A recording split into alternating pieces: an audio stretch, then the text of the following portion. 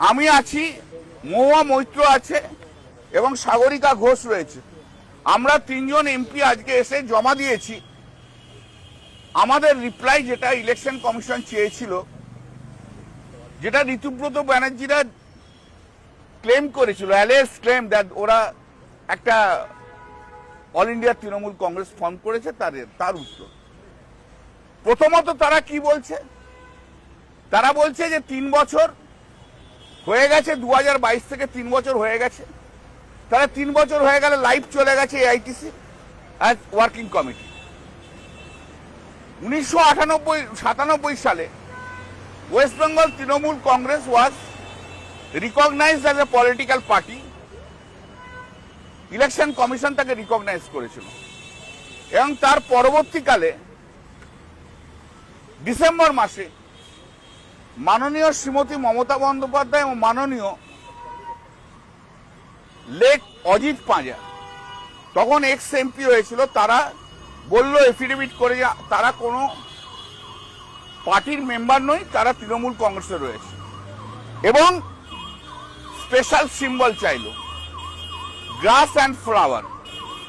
সেইটা 30শে December 1997 full bench of the election commission সেই সিম্বল অ্যালট করলো, রিকগনাইজ করলো। যে 98-এ তৃণমূল কংগ্রেস নির্বাচনে গেল, 7 জন এমপি হলো। 99-এ তৃণমূল কংগ্রেস নির্বাচনে গেল, তখন 8 জন এমপি এলো। এরপর 2000 সালে এই ওয়েস্ট বেঙ্গল তৃণমূল কংগ্রেস তারা লিখিত দিল যে আমরা এখন সর্বভারতীয় তৃণমূল কংগ্রেস হয়েছে, কারণ আমাদের বিভিন্ন স্টেটে আমাদের ব্রাঞ্চ মানে অফিস রয়েছে। সেই ভিত্তিতে election commission West Bengal Trinamool Congress থেকে অল ইন্ডিয়া তৃণমূল কংগ্রেস করলো এবং সেই সময় জানালো তৃণমূল কংগ্রেস যে আমাদের 3 বছরের যেটা ছিল সেটা অ্যামেন্ডমেন্ট হয়ে 4 বছর হয়ে গেছে। কনস্টিটিউশন অ্যামেন্ডমেন্ট হলো, সেই কনস্টিটিউশন জমা পড়ে গেল। এরপর 2006 সালে মমতা বন্দ্যোপাধ্যায় সর্বভারতীয় তৃণমূল কংগ্রেসের চেয়ারম্যান হিসেবে তখনকার সেক্রেটারি ইলেকশন কমিশনকে জানিয়ে দিল যে আমাদের সংবিধান পরিবর্তন হয়েছে, 4 বছরের জায়গায় 5 বছর হয়েছে।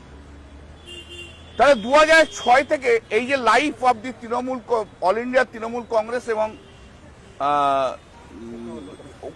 Working committee, national working committee, তার লাইফ 5 বছর হয়ে গেল।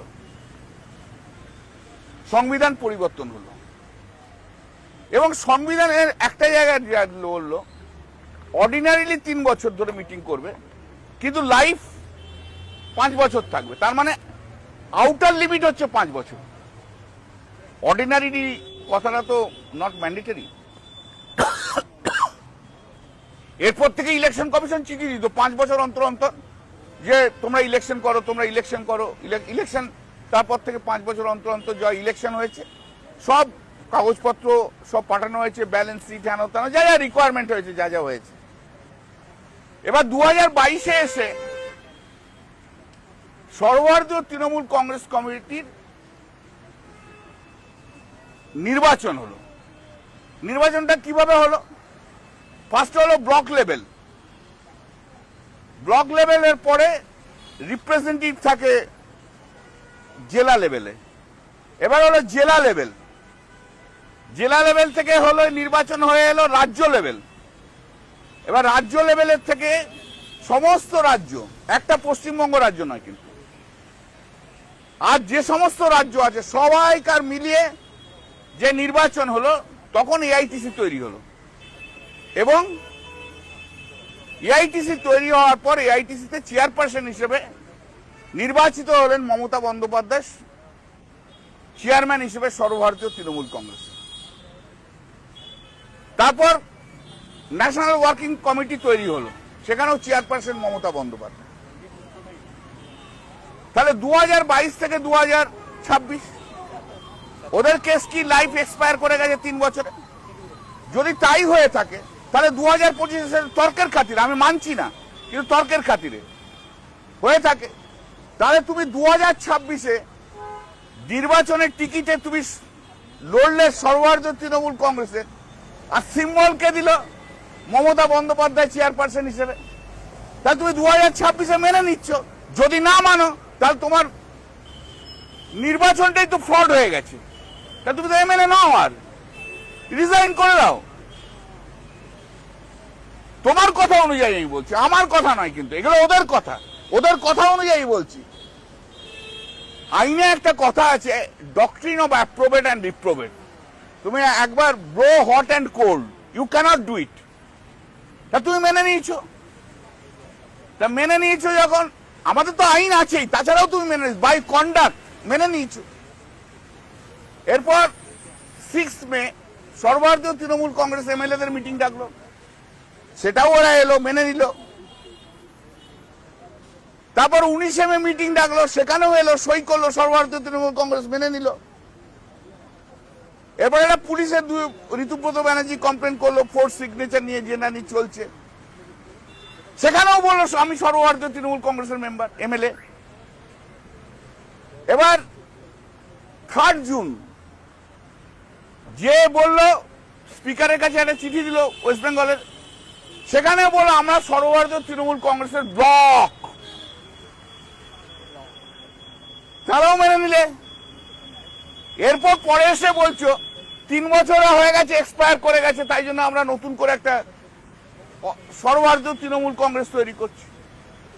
সর্বভারতীয় তৃণমূল কংগ্রেস তৈরি করতে গেলে কনস্টিটিউশন অনুযায়ী, ওরা বলছে কনস্টিটিউশন আছে, তাহলে কনস্টিটিউশন অনুযায়ী নিয়ম কি? আগে ব্লক তৈরি হবে, ব্লক তৈরি হওয়ার পর ডিস্ট্রিক্ট তৈরি হবে, ডিস্ট্রিক্ট তৈরি হওয়ার পর স্টেট তৈরি হবে, স্টেট তৈরি হওয়ার পর সর্বভারতীয় তৃণমূল কংগ্রেস তৈরি হবে, বিভিন্ন স্টেট তৈরি হবে। তা তো হয়নি, একটাও হয়নি, কেউ দেখেনি। কোথা থেকে রিপ্রেজেন্টেটিভ, কোথা থেকে ডেলিগেট আসছে, কে ডেলিগেট তৈরি করে দিল? নাম্বার 1, নিয়ম মানেনি, নিয়ম বহির্ভূত। নাম্বার 2, কোথায় ভাই মিডিয়াতে তুমি সার্কুলেট করলে? নিয়ম অনুযায়ী এবং আগের প্র্যাকটিস অনুযায়ী আমরা দুটো নিউজ পেপারে আমরা যা এটা অ্যাডভার্টাইজমেন্ট করতাম, হয়নি। স্পেশাল সেশন যেটা বলছে সেটা হয় কখন হয়? সর্বভারতীয় তৃণমূল কংগ্রেস যখন ডিসাইড করে কমিটি যে একটা স্পেশাল সেশন হবে, তাই হবে। তো তুমি সর্বভারতীয় তৃণমূল কংগ্রেস তখন এক্সিস্ট করছে, তারা বলেনি। তো তুমি না মেম্বার হয়ে সর্বভারতীয় তৃণমূল কংগ্রেস তৈরি না করে কি করে স্পেশাল সেশন করো? রং, ইলিগাল। স্পেশাল সেশনে কখনো ইলেকশন হয় না, জেনারেল সেশনে ইলেকশন হবে। এইবারে দেখো, অল এমপিস অ্যান্ড এমএলএস আর এক্স অফিসিও মেম্বার, তাদেরও ভোট দেওয়ার অধিকার আছে। 2022-এ যারা ছিল এমপি এমএলএ, তাদেরকে নোটিশ দেয়নি, ইনক্লুডিং 2024, সবাইকে নোটিশ দাওনি। তাহলে নোটিশ নেই, কিছুই নেই। একটা হোটেল ফোটেলে কখনো সর্বভারতীয় তৃণমূল কংগ্রেস তৈরি হয়নি। তৃণমূল কংগ্রেসটা হচ্ছে তৃণমূল লেভেলের, এসব হোটেল সিস্টেম, এসব তৃণমূল কংগ্রেসের কোনো কালচার নয়। সব কালচার ভিন্ন করে দিয়েছে, লুকিয়ে ছুপিয়ে করে দিয়েছে, পুরোটাই ইলিগাল, অবৈধ। এটা ফ্রড, এটা হচ্ছে ফ্রডের প্রোডাক্ট। এমএলএ হিসেবেও রয়েছে, is the product of fraud. কি করে করে এসব? কারণ বিজেপির আশীর্বাদ রয়েছে।